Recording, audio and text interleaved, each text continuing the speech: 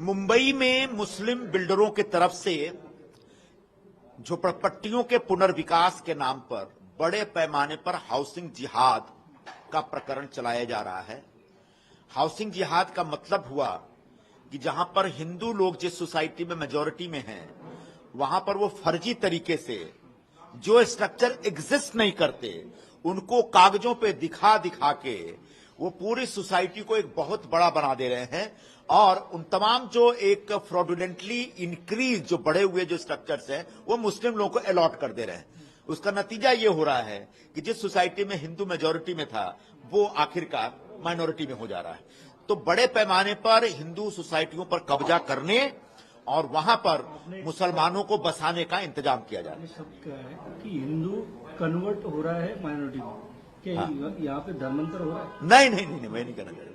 वो संख्या के हिसाब से जहां हिंदू मेजॉरिटी में था, जैसे 67 लोगों की सोसाइटी है, उसमें 7 घर मुस्लिम है, बाकी 60 घर हिंदू हैं।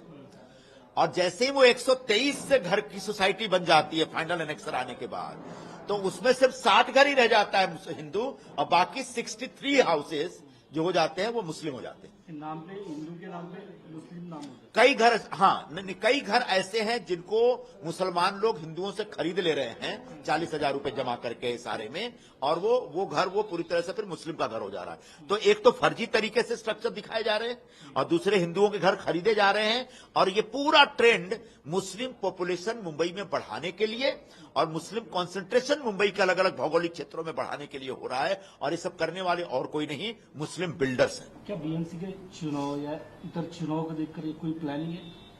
इसका चुनाव से कोई लेना देना, चुनाव तो आते हैं चले जाते हैं, लेकिन मुंबई तो पर हजारों साल से पड़ा हुआ प्लानिंग लगती गई है।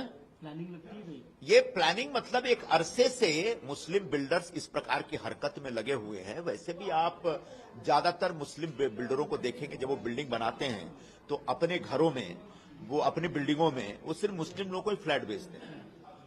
बहुत बड़े अगर एक मुस्लिम आदमी को किसी हिंदू सोसाइटी में किसी ने मना कर दिया कि मुस्लिम को घर नहीं देते तो देश में आग लग जाती है। ये दावा मुस्लिम को मना कर दिया, सेकुलरिज्म खतरे में पड़ गया।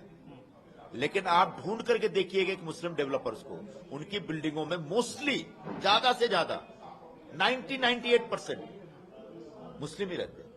पूरा इस्लामाइजेशन ऑफ बिल्डिंग हो जाता है।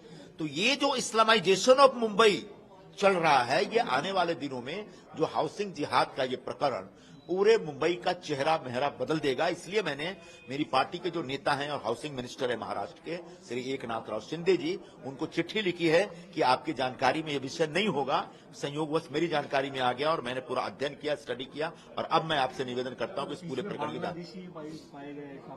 एक प्रोजेक्ट में मुझे वहां के स्थानीय लोगों ने बताया कि यहां बांग्लादेशी रहता था, 2006 में आया था और उसका नाम भी एनेक्सर में पास हो गया। इसका मतलब बांग्लादेशियों के खिलाफ सरकार अभियान चला रही कि उनको खदेड़ा जाए, लेकिन इशारे के माध्यम से मुस्लिम बिल्डर उन बांग्लादेशियों को पक्के घरों में बसाने का अभियान चला रहे। खत पानी कौन कर रहा है?